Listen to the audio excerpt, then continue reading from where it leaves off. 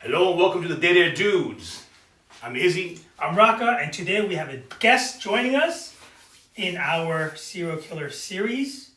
Kathleen, please. Hi guys, thank you for having me, Dead Air Dudes. Listen, don't forget to like and subscribe. These guys are awesome. Definitely. So I'm a licensed mental health counselor. I have a specialty in forensic psychology, criminology, and sexually deviant behavior. So I wanted to go over some serial killer stuff with these guys. Ooh, wow, that's a lot to take in. That's a lot of stuff that you And some deal sexual deviant stuff too. Yes. If you don't have time. Oh, hey. So obviously, we're back with our true crime series. This time we have BTK, One of the big hitters, real name is... Dennis Rader. Actually, I believe Dennis Lynn Rader, correct? I think, if I'm not mistaken. Yeah, Dennis Lynn Rader, yeah. But the And- self-proclaimed BTK Killer. And what does BTK stand for? Bind, torture, and kill, which he actually came up with. So that's my problem with him, which we will get into. But Yes, and we will, as things unfold today, we will get into how many things we do have problems with the BTK Killer. For all those that don't know, he has menaced Wichita, Kansas, and Middle America for a good part of 30 plus years without Yeah. being caught. And we'll get into all of that in a bit. Yeah, it was between 1974 and 1991. He was primarily active. Then he resumed sending, letters and stuff in 2004, leading to his 2006 arrest. All right, he had 10 victims. Right, there were 10 victims That we know of. that we Yeah. know, of course. And he was born on March 9th, 1945. So, should we get into his upbringing a little bit? Well, right. I mean, I defer you, but I think in most cases, childhood, nurture versus nature, and there are some signs sometimes, usually, yes. and sometimes trauma, or sometimes a very difficult or Neglectful terrible childhood. Yeah. But we don't have that here. No, we don't. No. So unlike most of the serial killers that we've investigated, it's a very unremarkable, nonchalant, typical American household. One of 4 boys, Quote unquote normal. normal, mom and dad. So, it's a two-parent household. They were not for want. There was no economic struggle. And no documented signs of sexual abuse, physical abuse, Nothing at all, yeah. not even emotional abuse. And everything else. No sexual abuse, and other than what he reports, which we'll get into, but I guess just from what we're going over his history-wise, nothing remarkable. I mean, the only thing that we can see, and he mentioned, was that both his parents worked long hours, and he felt neglected. Okay. So besides that, but that's not. I'm sorry, if that doesn't make a serial killer to me. No, I know, and maybe this is the first time we should start to get into this as we unfold his life. Kathleen, you had mentioned that most of the information we get is from him. It's self-report, right? So Consider the source, right? It's always that. Exactly, yeah. So a lot of the time, I think with the serial killers I have looked into, and you guys have looked into, there's well-documented reports about, family members, explaining their behavior when they were younger, torturing animals, which is a big no-no for me. Absolutely not. Do not touch animals. But there's a lot of that, a lot of history, or in school and stuff. But a lot of his stuff is self-report, which we'll see throughout his criminal career. It's all his self-reporting, including his BTK name. So One of which he reported was in his grandma's farm. yes, that's right. Yeah. That he grew up and he had watched the chickens get beheaded, By grandma. Yep. and he reports that's the first time he got aroused. Yes. That he saw the chicken getting beheaded and grandma took it, and it really excited something in him. Of course, he didn't tell anybody that, and of course, he's the one telling us this. So whether it's a made-up excuse, a built-in thing, or whatever, that's what he reports. Yeah, and that's where it leads to now, as he gets a little older, from his own reports, he starts to say that he starts to get voyeuristic tendencies, and he starts to masturbate to women's underwear that he had stolen, and sexual fetishes he had. And here it also mentions that he did torture animals, and Right. he hung small animals, and He reported one instance in particular where his teacher reprimanded him. Yes, that's And right. he was embarrassed. And, kids they can take things the wrong way. But, So he went and actually followed, first self-reporting, Yes. but followed the teacher home, brought a rope with him, and he didn't expand on why he brought the rope. What was he going to do? Was he going to bind her? But he ties the rope around himself. And the voyeurism takes place. Yep. And this is where he reports that his first time ever that he got off. You know what's interesting? So he was, I guess, between the ages of 11 to 12. I don't know if you guys found this. I didn't. But even like the age of puberty, I don't know when he hit puberty. So I don't know if he was even like I don't know. I find his story very flawed, and I may be doing like not enough research, but all of the information I got was all self-report. So it's not like this was reported to the cops or his teacher saw him or anybody caught him. So. And we'll get into that later because he does his own research on serial killers, which is probably better than mine, actually, which is surprising, but problematic. Exactly. His story reeks of self-sensationalization. Yes. I think I just made it up. Sensationalization, you got it. Where he, and that was a mouthful to say, where he just glorifies and really, really embellishes his story to make him be more of a extremely relevant yeah. serial killer. So you think this guy is to the level of jeez, I'm trying to draw a blank right now. Of Henry. Lucas? Yeah. No. And I think as far as him being such a liar and making stuff up or. Well, without getting too much of the history, which many people already know. If you're watching this, you already know that. I think Kathleen wanted to expand on one of the true cores of what motivates this guy, which is his narcissism. Yeah, so he actually was diagnosed with OCD, narcissistic personality disorder, and also antisocial personality disorder, which is actually not uncommon for criminals to be diagnosed with, although not all of them do really meet the criteria for antisocial personality disorder. So with him, that was a psychologist who was hired by the defense, so by his team, and who later got sued, so there's a little bit of like credibility issues. However, shocking, right? Yeah. But the narcissistic personality disorder, I think, really comes out here, and there's several types of narcissism. One of them being exhibitionist narcissist. So that's where I get him from, and that's what I see. I think he got his thrill and his rocks off by getting that attention, by seeking it, just by all of his behaviors from early on to, we'll get into it, leaving like cereal boxes with Barbies in it when he wasn't even active at that time, and writing letters to the cops, him coming up with his own name. So I don't know what you guys think about that, but like... Well, absolutely. From the very beginning, right? His first murder with the Otero family, which is a brutal murder. And we can go into the ins and outs of that, but I think more importantly is that was his first murder. That was his first group murder. That was his first, erotic murder together. But what really came out of that was the police had rounded up a few suspects and blamed it on them. Yes. He got wind of this, did not like that at all. No, it was like, oh. And what did he do afterwards? Which was pure narcissism. I want to take credit with this. Don't blame these guys. This was my masterpiece. This was my work of art. This was my thing. So he writes a letter. He pens a letter. He puts it into an engineering book inside the library. Calls the police and says, "No. In this library, in this book, you're going to find detailed accounts of what I did, how I did, and that it's me. And my name is BTK. And I'm doing this. And I'm this great guy. And you're never going to catch me. But make no mistake, it's me. The show is here." And that's exactly the first time it happened. Yeah. But I think also inherently, serial killers want that notoriety. They want to be famous. They want to be in the news. They want, look at me, this guy is even that much more. Yeah, I think so. You're right about that. I think most of the time, some of them go, like, they'd rather go on detectives because they want to, like, have, get their rocks off, whatever we want to call it, fulfill their wants and needs.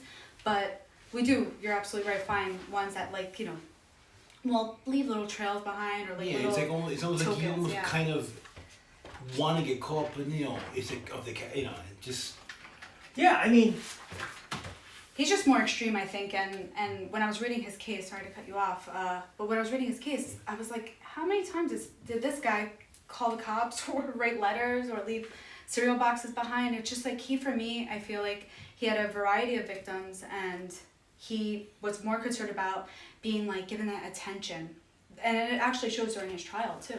Right, it's almost as though the gain that he had manufactured with this is secondary to Yes, I I just agree. want I want the credit. Mm-hmm. And he goes on and on, which was very disturbing is when you see his testimonial during court. He has no affect. He has completely, just robotic almost. The only time he shows any kind of emotion is when he touches on aspects of the crime that he could have screwed up, or I wish I had my kit, my kill kit, or whatever he called it. Yes. I wish I had my hit kit. I wish I had this. It wasn't so much, I regret killing that people. He killed children. There's no remorse. Zero remorse. It was like, and again, playing into the narcissistic angle. Is that all staged? Right. Yeah, exactly. Right. I think he just wanted to talk. And I know, there are other serial killers who are definitely narcissistic, like Ted Bundy, who represented himself. But Oh, he was top. he was like very fun to watch. But terrible what of course he did, and we're not, of course, glorifying. However, just exploring this further and just highlighting the other areas that we should address. Actually, like this, he's so narcissistic. Even during his trial, he goes off to talk to the court about what serial killers do. He has so much research that he's done on serial killers, and also on the language and the lingo, which he actually has in his letters that he would send to the police, which is why they thought that it was actually law enforcement. Why do you guys think that? Why do you guys think he did that? Like, do all that research, Oh, he wanted attention. What do you think? I think my intention, and later on in life, when he had a little gap between his sensationalized killings, he attended school. Yeah. He attended school for forensic administration. So for I think a dual motive, how to make sure I don't get caught, so I keep doing this, and also, if I get my ins on how you guys work and your inner workings, I can run circles around you, and even more so, I can be this great serial killer you're never going to catch. I mock you. I'm a puppet master. I'm running the show. Look at me. Look at me. And it I do recall like the second murder with Kathy Bright. And he did not expect the brother to be in the house. Yeah. And so he had to take the two of them on. And he, in court... But the brother survived, right? The brother survived, but he's a total mess. He's got medical issues. He was shot twice, I believe. Unfortunately, it's very sad because Kathy herself survived for a few hours. And she succumbed to the wounds and everything. But he goes on, what really catches me is he goes on in the testimonial to say, if he had his hit kit, none of this would happen. Yes, I saw that, yeah. If I had my own gear, none of this would happen. I would have tied them I would bind them really tight. They wouldn't get out. But I had to improvise with the crap that they had around me. Like it was their fault. Right. The brother screwed up my plans. Yeah. So that's another narcissistic point. If he wasn't there, then I would have been perfect. It's always someone else's fault. The blame is always displaced, especially with narcissistic individuals. They try to keep their sense of self. They're very actually, the self-esteem of narcissistic individuals, believe it or not, is actually very low, which is why when you just even flick their the shell that they have around them and they have a little crack, they freak out, right? Humiliation is a big one for them. So I think for that one actually, now that I'm just thinking about it now, that for that one, that's humiliating. You got somebody who got away, so I have to give a reason for why he got away. It's because I didn't have my kid, and it's his fault. Right, and it's somebody else's fault and some other thing. Exactly. He's making an excuse on why he quote unquote failed in his eyes to And what's even double tragic is these murders all within a few miles of his house. He is he is the guy. He is home. He is stalking people in his immediate neighborhood in the suburbs of Wichita. And what adds to it is he goes so many years. Yeah, he does. Mm-hmm. And what he proclaims later that carried him through these intervals was he took these pictures. He took souvenirs.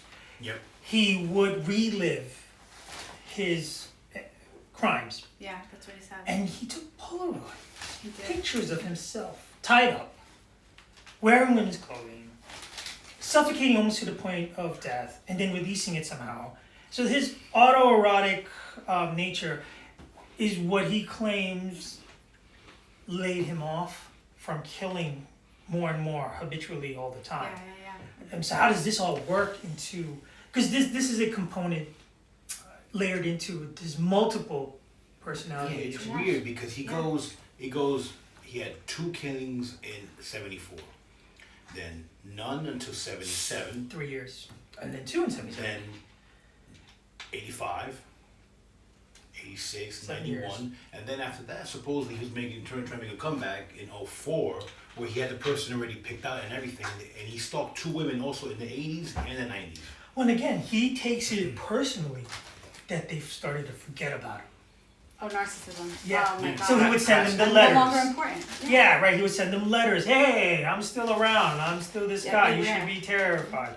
The whole thing, which There's he, he holds that whole community and most of the Midwest for like 30 years hostage. Even with the floppy disk incident, but just to go back to that, so I do believe obviously there's sexual deviance on here.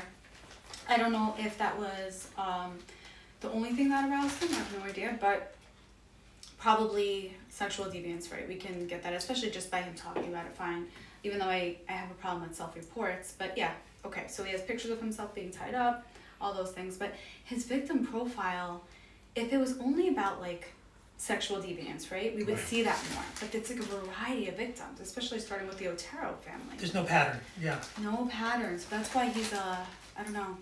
Yeah, and I don't want to glaze over the fact that you have the Otero family.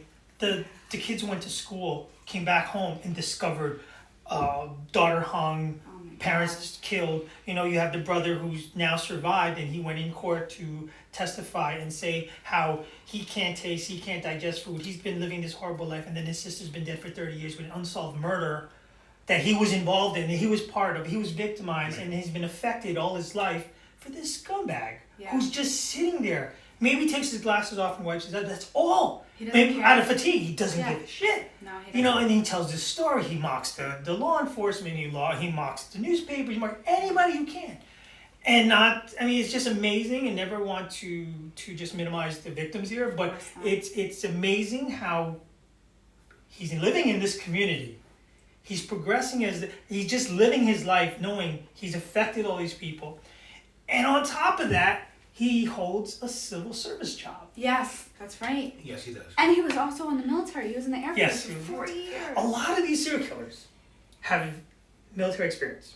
Yeah, I don't know. Which I'm not going to make the connection, Nope. but you have to, you know, it's true. I mean, you see it in film. It's glorified in film, but you're told as an 18-year-old, kill the enemy, kill. Yeah, I know. And then you're supposed to just come back to civilization, quote unquote, or back to home life and be. Yeah, but see, it almost seems like you're justifying, okay. No, we're not. No. It's just part of the story. I mean, I would make a connection that his knowledge or his skill set in killing people would be attributed to joining the military more If he than learned that, yeah. him having, you know, Oh, coming back and like, I'm some kind of post-traumatic. I'm all screwed up because, you know, Right. because I was, you know. Which he didn't see action in that sense. He was in the Air Force, just, so I he don't was know. just military. No offense to the Air Force, but I mean, I don't think so much action. No, not that I know of. But Yeah. I haven't been in the Air Force yet, so I think I'm aged out. But anyway. But what he does while holding this civil service Well, he's position back in the community. was a little much. Yeah, and they talk about that. They talk about him being like taking photos of dogs and measuring the grass, and that I think he was like a surveyor of like property, and that nobody really does that in that community. But he was very like precise. Right. Very good at his job. I mean, one Oh judge. yeah, they would say that. I think he would say that. Extremely, yes. And again, another shining example of taking yourself way too seriously. The judge does recount one incident where I think it was a dog or something. He had given a ticket out or something. They get to trial, and it's a very misdemeanor, nothing thing. And he's come to bat with pictures, witnesses, extensive research, everything, more than you would in a murder trial. And the judge was like, what, really? Yeah. So, Talk about humiliation. Imagine that. Imagine you take it so seriously. You go all like with all your stuff together, right? Because you're like this big man, and you're doing your job, and you're so important, and then you're laughed at actually, because it's not that kind of job, which he seemed to have been. Say thanks but no thanks. Yeah, I mean, unfortunately, not to disparage any of my supervisors or bosses, but I do have a lot that take themselves way too seriously, and I'm sure at home they're a small person, but they come to work to lash out and be in control and kind of be bigger than they really are. And he goes Rock on his tangent. Sorry, had to do that. Raka, I can't say that I have not experienced that, which is why I work on my own now. Fired for unemployment tomorrow. Yeah, exactly. Yeah, I can't fire myself, so. But anyway, cheers to you bosses. You got there for a reason. And one step further, not only did he hold this civil servant position, but now later on, he becomes, was he a pastor? No, he was. He was like a leader in his church. He was a church leader in his community. Of course he is. Which most. Well, yeah. They do that. Serial killers like to be. We can go into chapter and verse about the church and religion and the connections and non-connections, but we'll say that for another day. We'll say that. It's actually crazy because he's inserted himself in positions where he can mill about the community, cherry pick people, interview, be amongst the people. For somebody who has a disassociative, antisocial, But he's so narcissistic, he can't help it. And a lot of narcissists, actually, interestingly enough, they don't realize what they're doing is actually not meeting that need, which is why they get into that shame cycle of, oh my God, no, I hate everybody, but they really hate themselves. So he just kept getting rejected, I think, at every attempt to be someone important, including with the cops, because they put him on blast when he was doing things, but he kept getting forgotten about. So maybe the fact that nobody cared in his mind about it, whatever, from childhood actually. That led possibly, to him doing all these things. In addition, of course, to his whole autoerotic, fixation, whatever, Well, yeah, just an angle with that is not judging. You can have whatever gets your rocks off, but if it starts to blur with violating people's rights, of course, hurting other killing, people, harming, and harming, then if you have a partner who's okay with all this and BDSM and SM and everything else, shoot for it, go for it, and get your rocks off, do your thing. But once you unwillingly tie up people and do this thing, you've gone past that point. Yeah. To the point that he even had one, so he kills an elderly lady later on. That's right, I saw that, that's right, yeah. And this is later on as the length of his debauchery. And I'm assuming because of all the stuff to showcase his work, kills her, drags her back to the church, and takes pictures of her in the church basement or in the church, I forget, in the building, and then sends the pictures to the newspapers and whatnot to even glorify. Not only did I kill again, not only am I still out there, but I'm bringing her to the local church. Doing this in the church. And I'm photographing her, Which gets sloppy. Yes. Because now you gotta wonder who has access to the church. Exactly. How do you get in there? So, it gets really slow. So he's getting clouded now. Maybe it's old age, maybe whatever. He's that narcissistic facade, it gets old. It gets old. And one starts to dominate over the other. So satisfying his erotic needs now gets second back seat to, I gotta be still in the game. And it's so important to me that I'm going to take the risk of dragging a body to a church, right. A local church, because Wichita, Kansas, from what I understand, is small, right? Very small, relatives. I can only imagine. You're not even concerned about cameras. Yes, and this is where we get to the modern age, which if he hasn't adjusted, and I guess we're rounding out now towards the finish line of how he eventually gets caught. Yes. Which is, if you want to take it from here, he still continues this mockery, this cat and mouse chase, the little game he plays with the police and with media.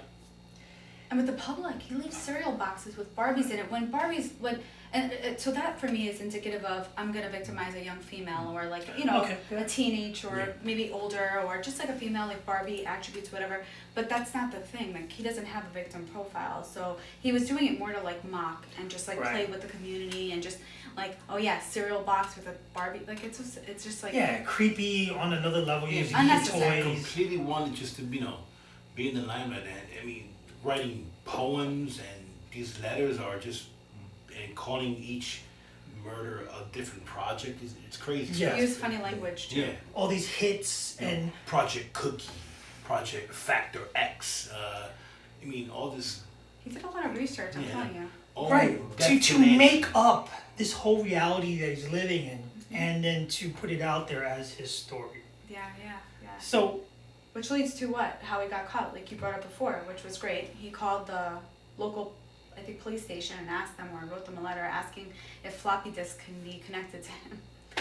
yeah, I mean, for everything that he's done to survive this long, Imagine that. It's just I think you had proposed this, and I do see more of your side when you said maybe he wanted to. Yeah, I think it was like. Maybe he wanted to get caught. Maybe he wanted, okay, so now this is the next step in my finale story is I can get caught. Maybe he does play this whole dream sequence out Yes. where he can testify, tell his entire genius Which he glorious does. story, which he does. He does. Yeah. So in the end, he kind of wins, which sucks. exactly because he has the attention of everyone. He's got the Everyone audience. cares. He has the audience. Everyone cares about the BTK Killer. Everyone cares about him at that precise moment because he has the attention of everyone. And he's called the BTK Yeah. Killer, which he actually coined, which breaks He's my got heart a his little bit. name, he's I got don't his think- I mean, audience, he's I don't got his think- show.